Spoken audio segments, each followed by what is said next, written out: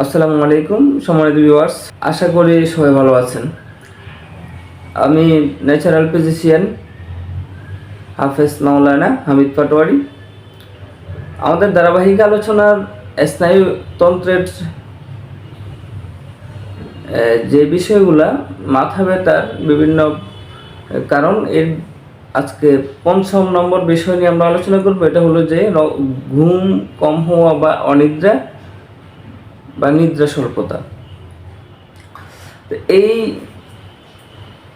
বিষয় নিয়ে আলোচনা, এটা ডাক্তারি ভাষায় এটাকে বলা হয় ইনসোমনিয়া। তো আমরা আজকে এই বিষয়ের কেন আমরা ঘুম কম হয় বিস্তারিত আলোচনা করব। আমরা ইনসোমনিয়ার কেন হয়, কারণ, লক্ষণ, ঘরোয়া চিকিৎসা, ন্যাচারাল চিকিৎসা এবং কি রোকাইয়া, এসব বিষয়গুলো নিয়ে বিস্তারিত আলোচনা করব। সবাই সাথে থাকবেন, আশা করি উপকৃত হবেন।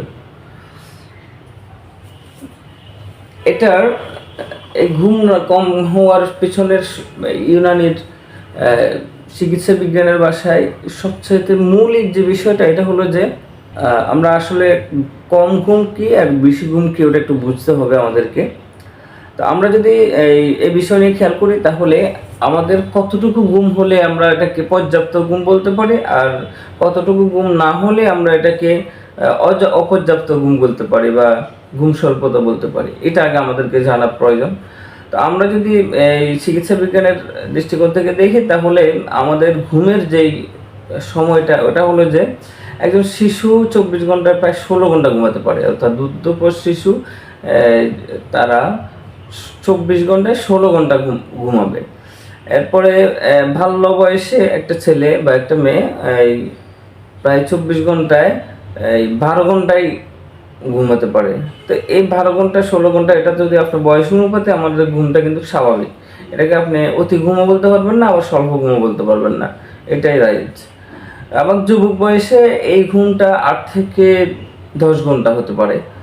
তো এটাকে আপনি অতি ঘুম বলা যাবে না। 8 থেকে 10 ঘন্টার ঘুমের ভিতর মানে ঘুম হলে, যদি আমরা বৃদ্ধ বয়সে খেয়াল করি, তাহলে এটা 6 থেকে 7 ঘন্টা স্বাভাবিক বিষয়। তো আমরা আসলে ছেলে মেয়েদের ক্ষেত্রে বা অনেকের ক্ষেত্রে আমরা যখন দেখি যে সে ঘুমাচ্ছে, তার ঘুমের সময়টা আমরা খেয়াল না করি, বলি যে এত ঘুমাও কেন। আবার অনেক সময় বলি যে এই ঠিক মতোই ঘুমাচ্ছে, কিন্তু বলতেছে যে তোমার ঘুম কম হচ্ছে বা তুমি ঘুম স্বল্পতা মনে করতেছে। তো এটা বললে মনে করার কারণ নেই। তো এই জিনিসটা আগে যদি আমাদেরকে ঘুম স্বল্পতা সম্পর্কে জানতে হয়, আমাদের এই ঘুমের যেই বিজ্ঞান ভিত্তিক নিয়ম, এটা আমাদেরকে প্রথমে জানতে হবে। এরপর আসি এই সমস্যাটা আসলে কেন হয়।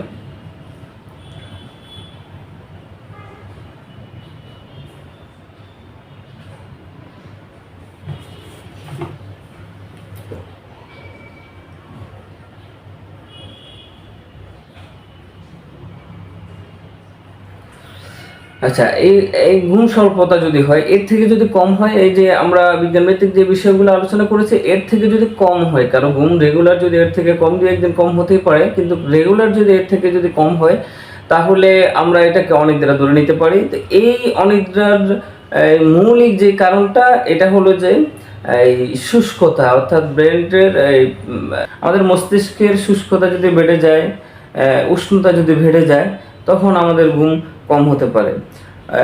উষ্ণতা, আসলে শুষ্কতা এবং উষ্ণতাই অনিদ্রার জন্য মৌলিকভাবে দায়ী আর কি। তো এই শুষ্কতা এবং উষ্ণতা কেন তৈরি হয়, এটার অনেকগুলো কারণ রয়েছে। 1 নম্বর কারণ হলো যে আমাদের অতিরিক্ত দুশ্চিন্তা, এরপরে যে হতাশাগ্রস্ত হওয়া, অতিরিক্ত মদ্য বা তামাক জাতীয় খাদ্য গ্রহণ করা, অতিরিক্ত উষ্ণ শুষ্ক খাবার গ্রহণ করা, অতিমাত্রায় উষ্ণ শুষ্ক জায়গায় বসবাস করা। তো এই যে কারণগুলো, এগুলোর কারণে মূলত এই অনিদ্রা হওয়ার সম্ভাবনা রয়েছে। তো এটা যে অনিদ্রা, এটা বোঝার জন্য আমাদের কিছু লক্ষণ রয়েছে। আমরা লক্ষণগুলো সম্পর্কে আলোচনা করি। এটার যদি ঘুম স্বল্পতা যদি দেখা যায়, তখন আপনাদের পিত্তপ্রকোপতা দেখা দিবে। তোমাদের আপনাদের শরীর গরম থাকবে।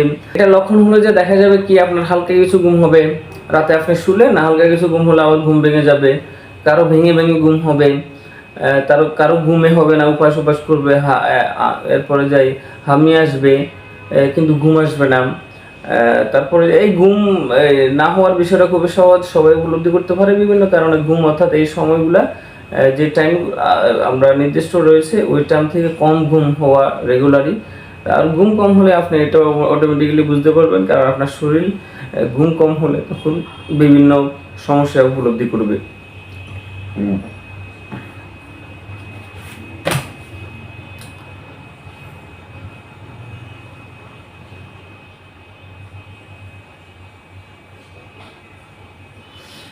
আচ্ছা, আমরা এই ঘুম কম হওয়া থেকে ঘরোয়া কিছু টোটকা জানতে পারি। ঘুম কম হওয়া থেকে বাঁচার জন্য আমরা ঘরোয়া কিছু টোটকা জানতে পারি।